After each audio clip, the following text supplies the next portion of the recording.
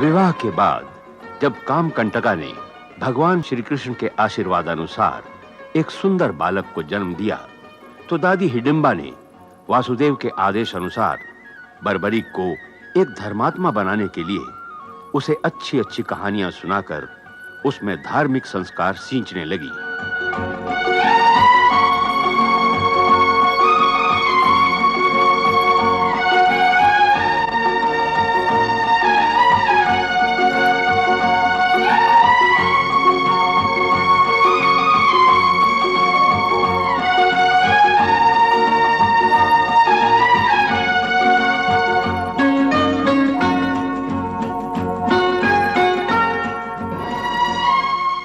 पुत्र बर्बरिक, सो तो नहीं गए?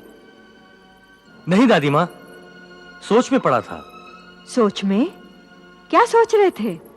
मैं ये सोच रहा था कि आपने मुझे सारा ज्ञान दिया, पर यह नहीं बताया कि मुक्ति क्या होती है। पुत्र बर्बरिक, मुक्ति मनुष्य के जीवन का परम उद्देश्य होता है, जिसे पाकर मनुष्य जीवन और मृत्यु के चक्र से मुक्त हो जाता है और परमात्मा में लीन हो जाता है। अर्थात उसे अपने पाप और पुण्य के कर्मों का फल भोगने के लिए फिर जन्म नहीं लेना पड़ता। परंतु यह मुक्ति प्राप्त कैसे होती है? मनुष्य यदि कर्मों के फल को त्याग दे, निरासक्त हो जाए, तो मुक्ति प्राप्त हो जाती है। परंतु बर्बरिक, इस तरह की मुक्ति प्राप्त करने के योग्य बनने के लिए मनुष्य को कई जन्म लेने पड़ते हैं। ये तो बड़ा लंबा चक्र है। प्रभु की आत्मा में लीन होने के लिए मेरी आत्मा न जाने कब से तड़प रही है। आप मुझे कोई ऐसा तरीका बताएं जिससे मैं शीघ्र ही मुक्ति पा सकूं। पुत्र बर्बरिक, यदि किसी मनुष्य को प्रभु के हाथों मृत्यु आ जाए, तो उसकी आत्मा तुरंत प्रभु में लीन हो जाती है और उसे मुक्ति मिल जाती है। अच्छा, ये तो बहुत सरल उपाय है। मैं प्रभु श्री कृष्ण से जाकर युद्ध करूंगा और वो मुझे मार डालेंगे, फिर मैं जन्म जन्मांतर के चक्र से मुक्त हो जाऊंगा।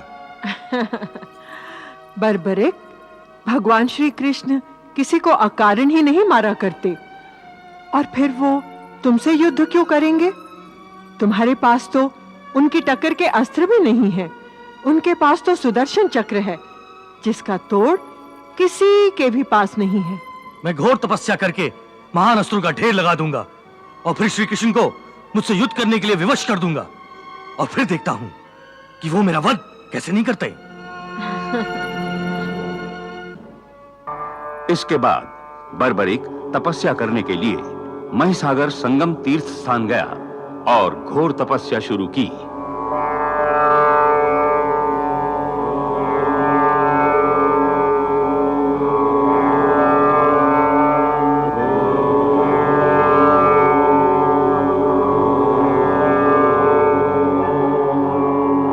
बर्बरिक की लगातार तपस्या से प्रसन्न होकर नवदुर्गा ने अपने 9 रूप उसे दिखाए।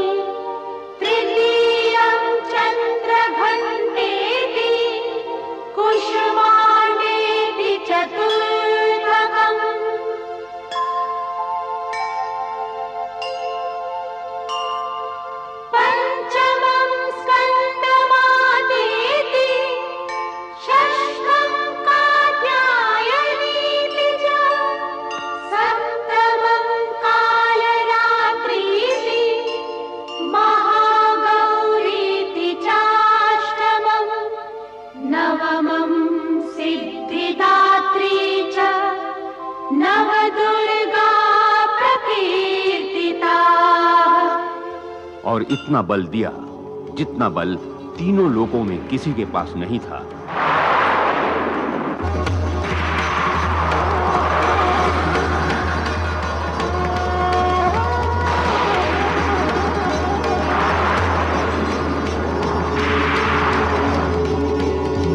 इसके बाद माता दुर्गा ने बर्बरीक को सलाह दी कि वो उसी स्थान पर और तप करे, क्योंकि वो सिद्ध स्थान है। तुम्हारी तपस्या से सिद्ध माता यदि प्रसन्न हो गई तो वो भी तुम्हें वरदान देंगी।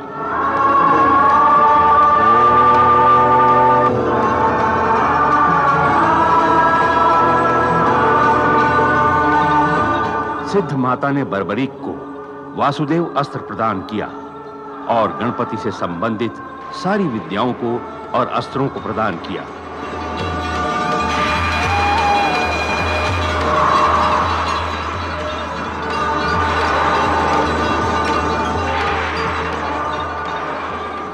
इस पर भी बर्बरीक को संतुष्टि नहीं हुई, तो वो और अधिक तपस्या करके देवी सिद्धांबिका से अपराजिता वैष्णवी महाविद्या प्राप्त करके अजेय बन गया।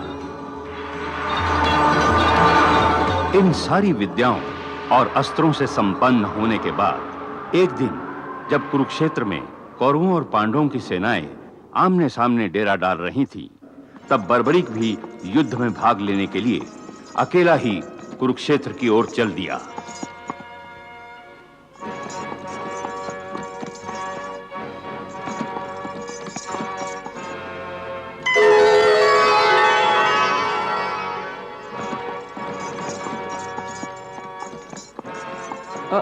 ठहरी विप्रवर।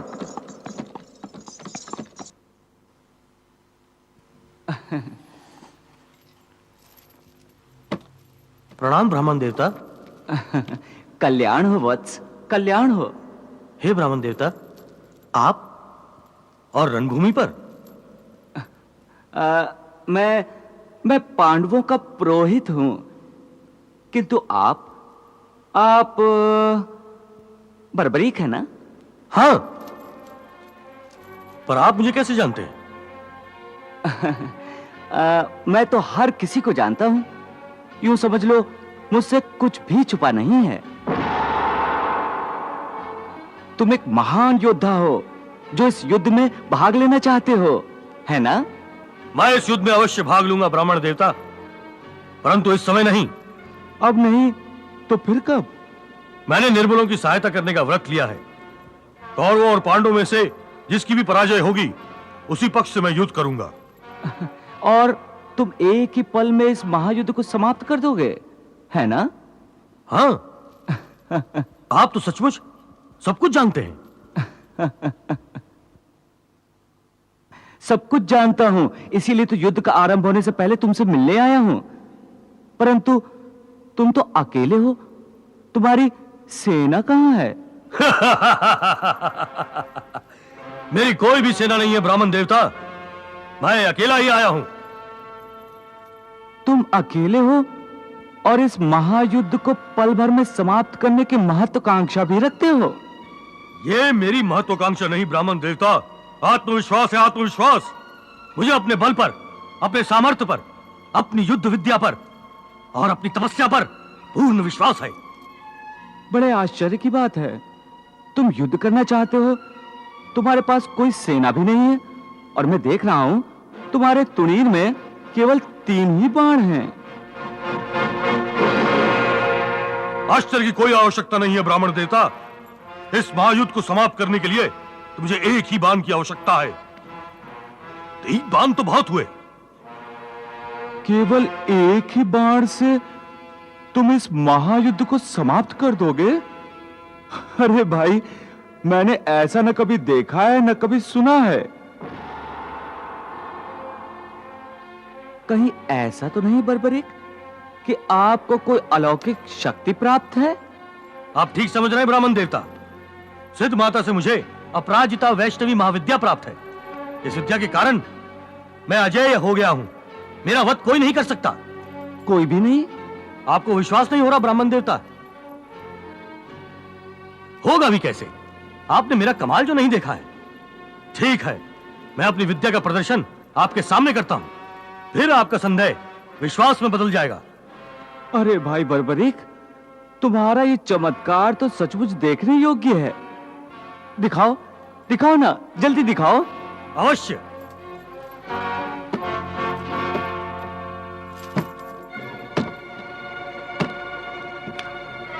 चलिए। हाँ हाँ, चलिए।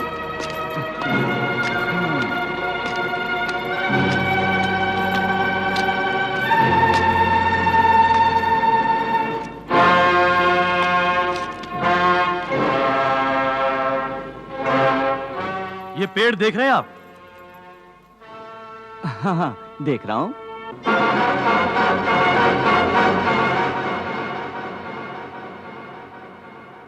कितने पत्ते हैं इस पेड़ पर?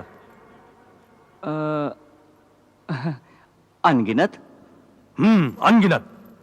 जैसे कुरुक्षेत्र में इकट्ठा होने वाले वीरों और महावीरों को गिना नहीं जा सकता, उसी तरह ना। उसी तरह।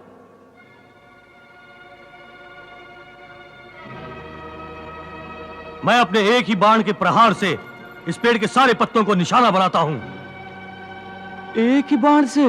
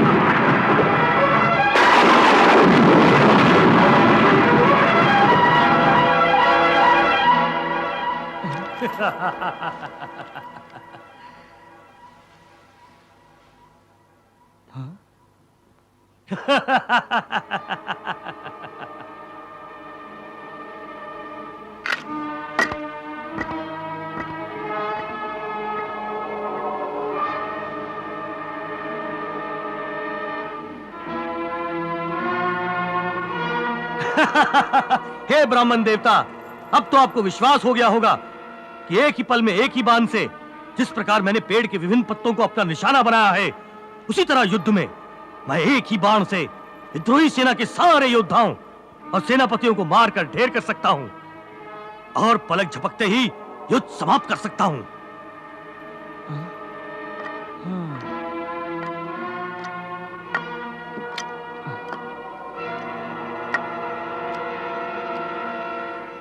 अब मुझे विश्वास हो गया है, पूर्ण विश्वास हो गया है कि तुम एक ही पल में इस युद्ध को समाप्त कर सकते हो।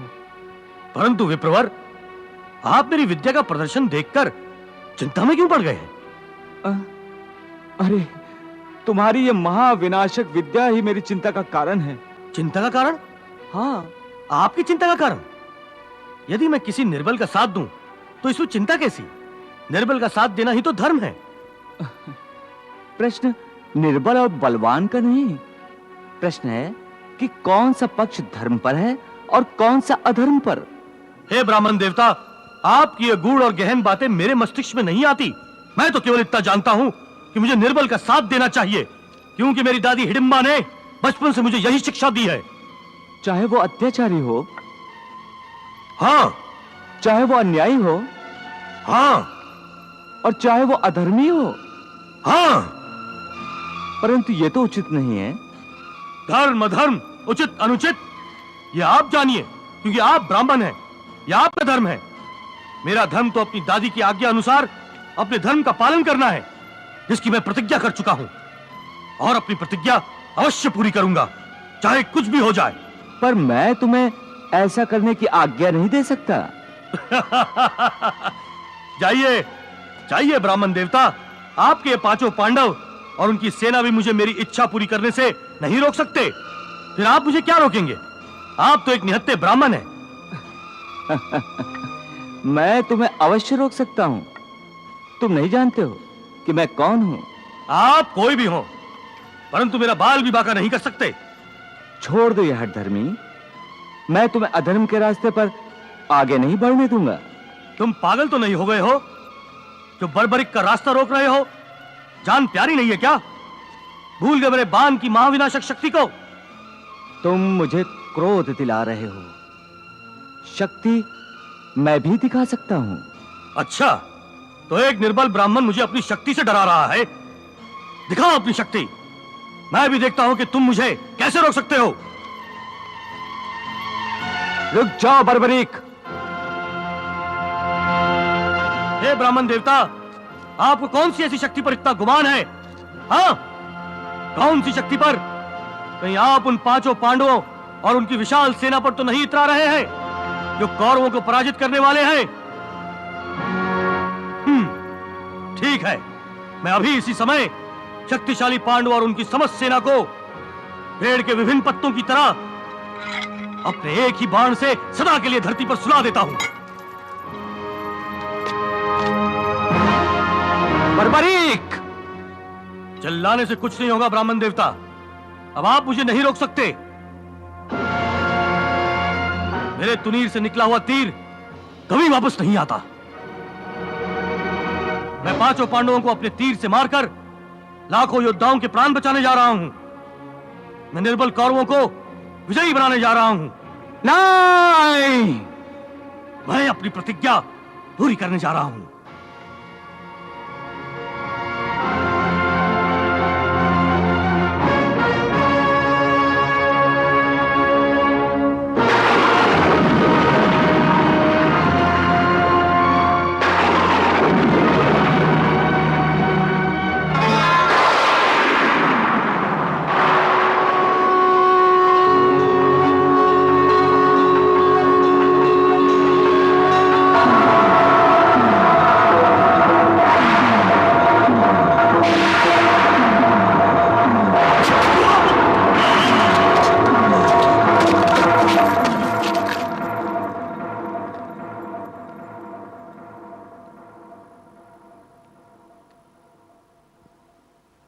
बर्बरीक, तुमने निर्बल परंतु अधर्मियों का साथ देने की प्रतिज्ञा पूरी करने के अपने पागलपन से मुझे विवश कर दिया कि मैं अपने हाथों तुम्हारा वध कर दूं।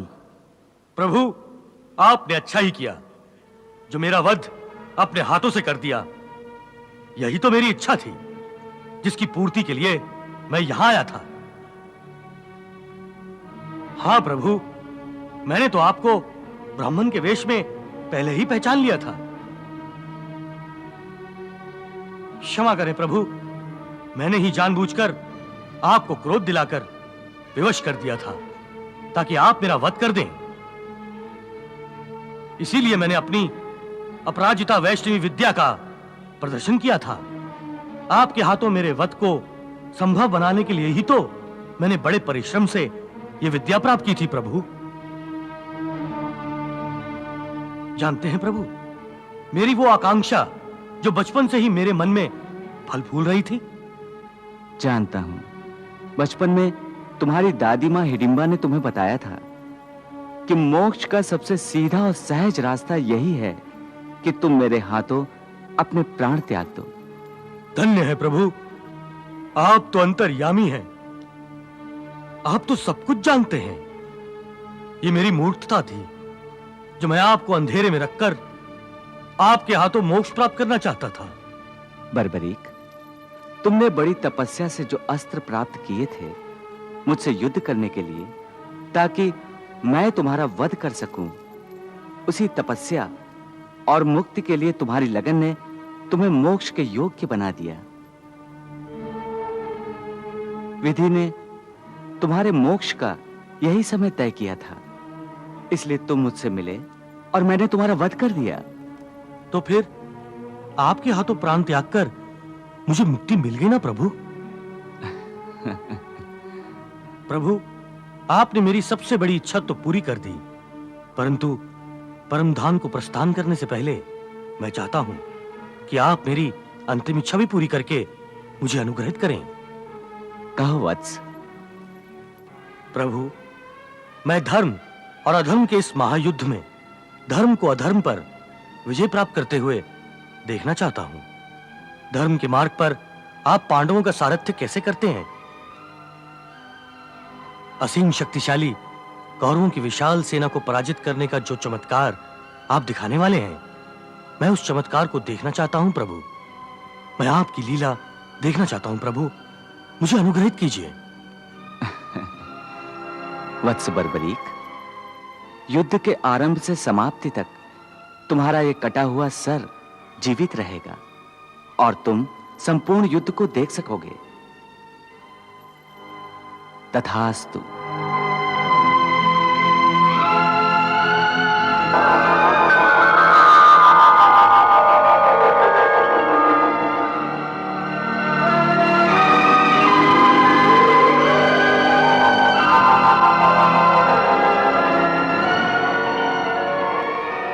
भगवान श्री कृष्ण के वरदान के कारण बर्बरिक कौरव पांडवों का महायुद्ध देखने की अपनी आकांक्षा पूरी कर सका।